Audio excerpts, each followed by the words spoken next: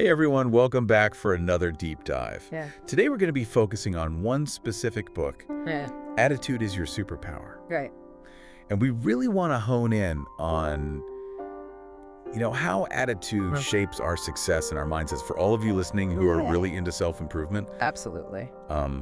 So let's just jump right in. Yeah, let's get into it. One of the things that really stood out to me in this book was how they talk about attitude being more than just a feeling, like a lens. It really is. It's so interesting how they talk about it in this book. It's not just about, feeling happy all the time or, putting on a fake smile. It's really about the way that you are perceiving the world. Yeah, it's like choosing how you're going to see things. Exactly. Not pretending that everything is perfect. Right. But just looking at it through a certain lens. Totally. It's like you're choosing your own filter for how you're going to experience the world. Exactly. Yeah. So how does that, lens idea, how does that tie into success? Well, they use this really great analogy in the book about two people facing the same problem, right? You have one person who's looking at it like, oh my gosh, this is such a huge obstacle. It's a roadblock. I don't know how I'm going to get past this. Yeah. And then you have the other person who's like, this is interesting. This is a puzzle. I can figure this out. Right. And so it's really not about the problem itself. Right. It's about their attitude towards it. So you're saying that if we have a more positive, Yes. solution-oriented attitude, Exactly. that actually leads to better outcomes. Absolutely. You're more likely to Yeah. put in the effort if you think you can actually achieve something. Makes sense. And when you're more resourceful and persistent, Yeah. that's when you start to see real success. That totally makes sense.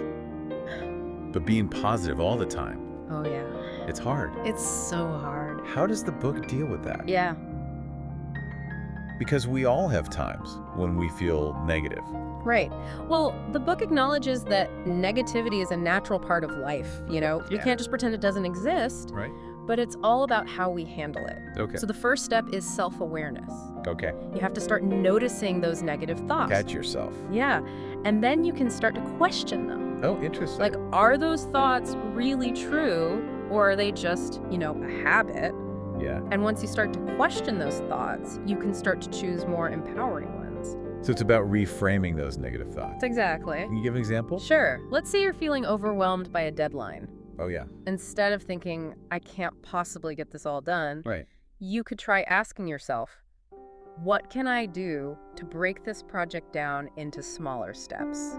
Oh, I like that. Right, because then you're focusing on what you can control. It's about taking action Exactly. instead of just feeling stuck. Right.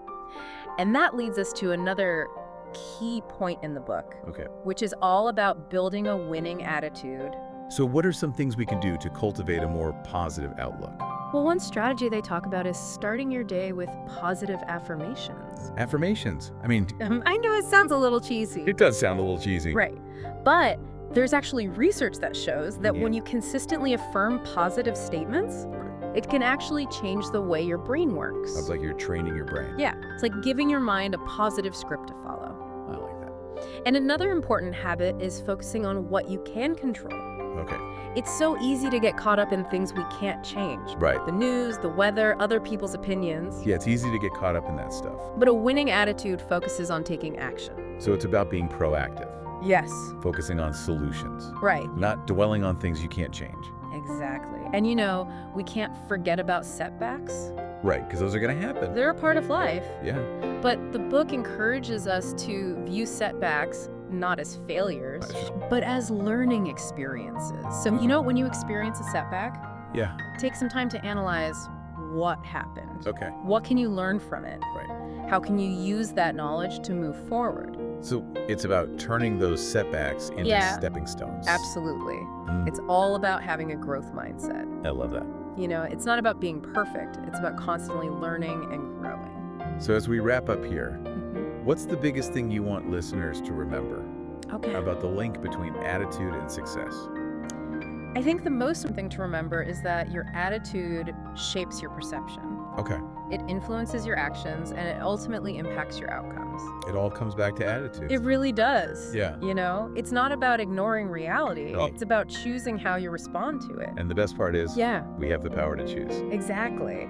We can choose to cultivate a more positive attitude. So to all of you listening out there, Yeah. think about a recent challenge you faced. How did your attitude affect how you approached it? Yeah. And what was the outcome? Good question. What's one small shift in perspective you can make today to empower yourself? Love that. Until next time, Yeah.